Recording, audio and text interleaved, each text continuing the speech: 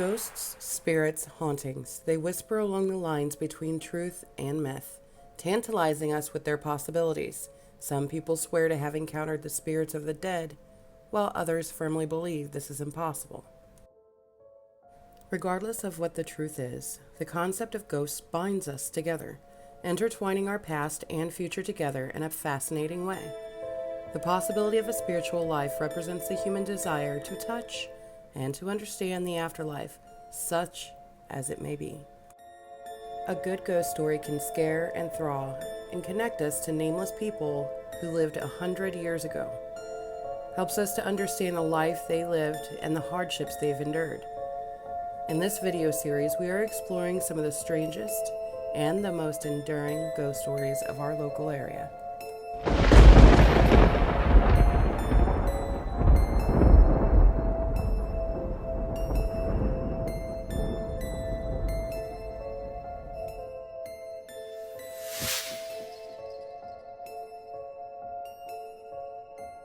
Every small town in America has its own history.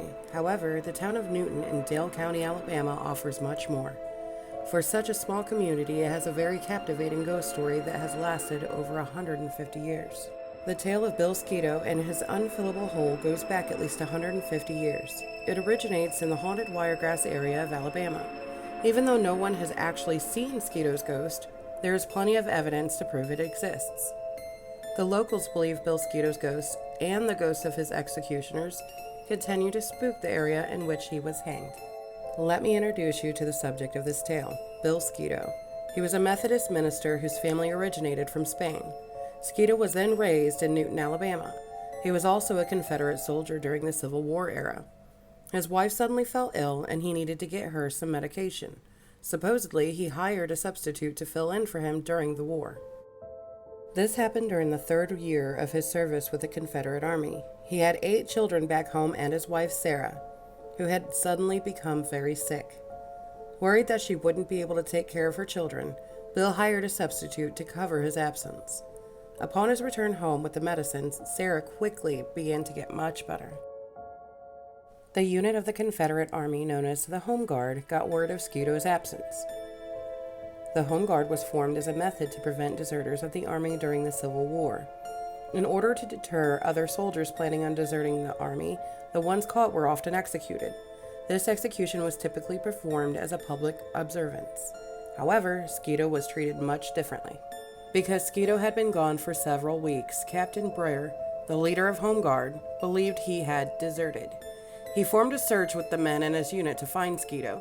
On December 3, 1864, the Home Guard surrounded Sketoe and captured him. He was discovered close to the Choctawhatchee River Bridge. This was a remote area located in the outskirts of Newton. The group assaulted Sketoe and severely disabled him. They then forced him to clamber along in the sand. Then, they placed him inside a cart with a hangman's noose around his neck. This noose was connected to a post oak tree limb. Fearing for his life, Bill Sketoe begged Breyer and his men to spare him. He continued to rebuff their accusations that he had deserted the Army, stating that without the medication, his wife would have died and left their 8 children without a caregiver. Even though Sketoe continued to rebuff their accusations, they advanced to hang him for the crime. When Breyer asked if he had any last words, he uttered a prayer to the Lord for his killer's forgiveness. The captain became angry as Sketoe started to pray. He whipped the horse leading the cart that held Sketoe to initiate the hanging. At the time of his hanging, Bill Sketoe was a large man that stood over 6 feet tall. The branch of the tree from which he hung bent forward, allowing his legs to drag on the ground, preventing the hanging. Captain Breyer's men hadn't taken this into consideration.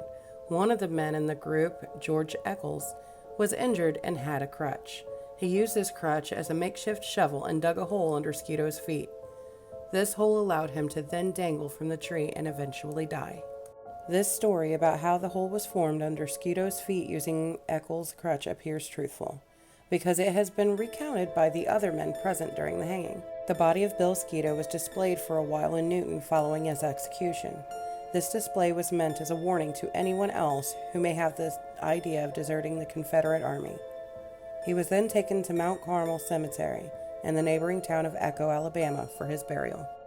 After the execution of Bill Sketoe, the hole Eccles dug with his crutch could never be filled. The soft sand maintained its authentic shape of 30 inches width by 8 inches in depth. Although some believe the hole would be covered by a gust of wind, this didn't happen. Attempts to fill the hole with dirt, sand, or trash were unsuccessful. The people that tried to fill it would return in as little as 60 minutes to find it cleaned out. The site where Sketoe's hole exists is a popular place to fish and go camping. Therefore, one night, two men had decided to do just that. This was during the construction of a new highway bridge, so there was some extra dirt available. They gathered the dirt and used it to fill the hole and made a smooth area for their campsite. One of the men placed his sleeping bag over the now covered hole. Somehow, something cleared the hole of all the dirt. The man sleeping over the covered hole awoke to his bag and body slowly sinking inside this now empty hole. What is emptying this hole? Something, or rather someone, was keeping this hole empty. The townsfolk believe it was the spirit of Bill Sketoe, concluding that he wanted to remind the townspeople of his unjust hanging. By keeping the hole empty, it ensured no one could ever forget. Paranormal groups and others have flocked to the area known as Sketoe's Hole. These people want to investigate and learn more about what keeps it cleaned out after all these years. A marker has been raised by the town of Newton to memorialize Bill Sketoe. This hole appears to have a life of its own and has long since survived the test of time. Not only does it refuse to allow anyone or thing to fill it in, all attempts to fill it in have been negated within hours. Mysterious things happened around the area of the hole. Rumor tells it that all 6 men responsible for his unjust execution succumbed to inexplicable deaths mysteriously. When Captain Brewer experienced an odd and untimely end to his life, during a clear day, Brewer was out riding his horse when suddenly he smacked into the branch of a post oak tree. He lost his balance on the horse and fell to his death. Was it no coincidence that this was the same type of tree Sketoe was hung from? Another member of Brewer's unit died by being struck by lightning. The man responsible for digging the hole, George Eccles, died of an unknown cause in the swamp. Yet another member of the unit was riding his mule one day. The animal, suddenly spooked by something or someone, threw its rider off into his early demise. The last 2 members of Brewer's unit died due to obscure reasons. Many of the townspeople came to the conclusion that the responsibility of these deaths was the ghost of Bill Sketoe. There are several gaping holes in the story about why Bill Sketoe was executed. There is yet another reason presented by the historian David Williams. There is no real evidence supporting whether Bill Sketoe was officially a Confederate soldier, even though he was the appropriate age to be enlisted to the Confederate Army. However, he had a possible exemption. Folklore tells it that Sketoe was a Methodist minister. Another falsehood about this story is that Sketoe couldn't have hired a soldier to replace him in the war. This is untrue because the Confederacy outlawed this practice of hiring a replacement a long time prior to his execution. It is quite possible Brewer and his men accused and executed an innocent man for desertion. Captain Brewer's unit hung several men in Dale County during December of 1864, as historical records indicate. This unit was not really a home guard as previously described. Instead, they were a Confederate group assigned to enforce military induction within the area. As an experienced officer, Captain Brewer served mostly for the Army of Northern Virginia. Most of the men his unit apprehended from Dale County were enlisted to the Confederate Army during the Civil War. Those he punished and hung were either aiding the Union or part of the Raider gangs. These Raider gangs were men who deserted the Army or regularly besieged the town and homes of civilians. What we do know is that Captain Brewer and his men were committed with heavy procedures encompassing Dale County. These procedures were needed following a gang of raiders barrage on a Confederate ammunition carriage and a Southern officer's murder. In November of 1864, there was another battle in Geneva County. This battle ensued the hangings of 2 other men apprehended during the fight.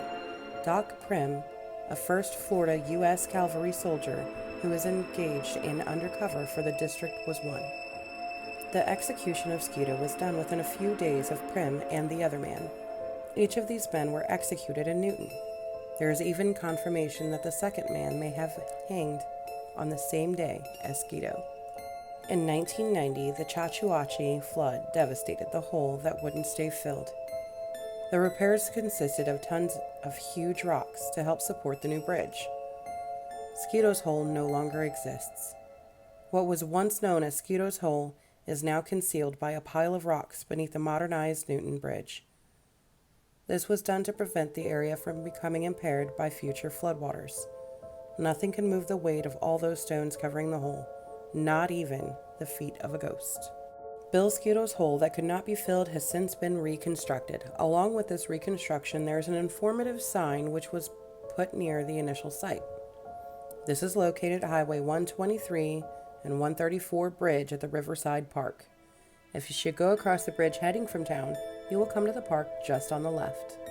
Located at Mount Carmel Cemetery in Echo, Alabama on CR 61, you can find the site where Bill Sketoe's grave is. There is a slight fence constructed around his grave site. This was done to guard against ghost hunters, of whom one had done some damage to the headstone a few years earlier. If you would like to read about the unfillable hole of Bill Sketoe and other Alabama haunts, check out the upcoming book, The Most Haunted Places in the State of Alabama, Some of the Scariest Places to Visit in the South, coming soon to an Amazon.com near you.